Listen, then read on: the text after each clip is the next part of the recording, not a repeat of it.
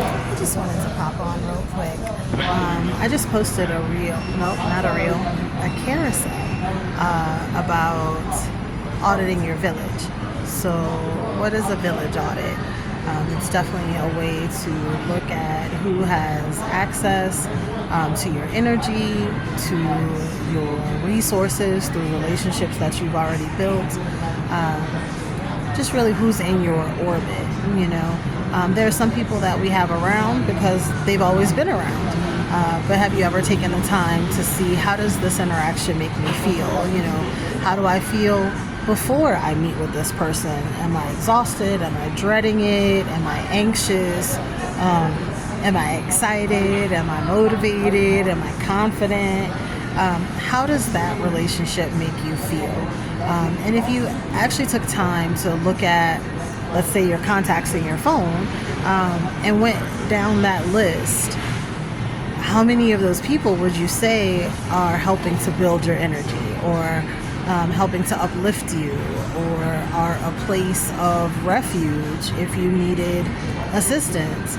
I think sometimes, like I said, we hold on to people because they've always been there, but really taking that time to say, okay, what is it that I want to do in this lifetime, and who are the people that are around me, and how are we able to get to that together? You know, am I even in service of their goals? Because maybe it's you that no longer fits, you know? So you have to also be aware and be willing to accept that maybe after a village audit, you don't make the cut. That's a sobering thought, but you know, we ultimately have to take care of ourselves and those that are closest to us, and honor the love that was there before and the experiences. You'll always have the memories, but just know that, hey, maybe in this next phase, we aren't meant to walk that together.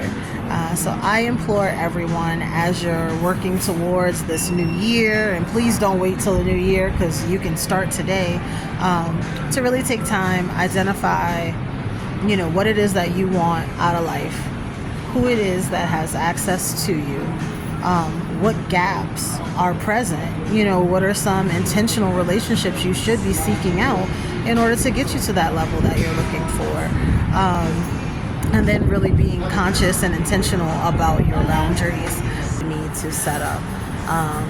And realizing that there is an emotional tie to that as well. So be prepared, because in those relationships, you were a different person. And if you are finding it necessary to end those relationships or modify that access, what does that do to you? Like, how do you show up differently without that influence? And holding space for that and giving yourself time to feel it, grieve it, and say, hey, you know, it was an awesome time, but this is where I am now, and this is what I'm looking to build for my future. I think once you do that, and really take that time to go not only through the relationships, but then the contacts that you have.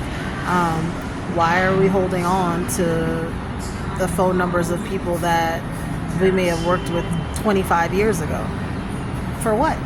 That's literally holding up space in your life, and you never know what blessings you're blocking by having those channels open. Everything around us is energy and vibration, and if you're looking at creating a new life, you're vibrating at this new frequency, and you want to be able to match that of what you desire. And sometimes, you never know, holding on to some of those things from the past that don't align with you anymore may actually keep you from vibrating at the frequency that you want. So I hope that everyone takes a moment, just kind of figure it out, take a look at it and see, you know, am I my best in these relationships? And challenge yourself to say, okay, what does it look like without them? What does it look like to start new relationships, or to foster those relationships of the people that are around me, that are looking to uplift me and to really take an interest in my future, and be supportive of that, and hold space for me when it's not pretty and when it's not fun. And you may be surprised at who and what shows up. You may be surprised at who doesn't make the cut. And like I said before, you just also have to understand that they're doing their own audits, and that maybe it was you that didn't meet the need of their lives at that time either. So give yourself some grace in that process, but I do hope you take a little bit of time to just kind of work through it, see how it feels. It may be something that you find informative, and if you do, please leave me a comment. You can always message me on Instagram at KawanaBear, KAWANABEAR, or you can always message here on YouTube at Content Kalanda under my name, My Black Ass Business. Have a good one. Bye.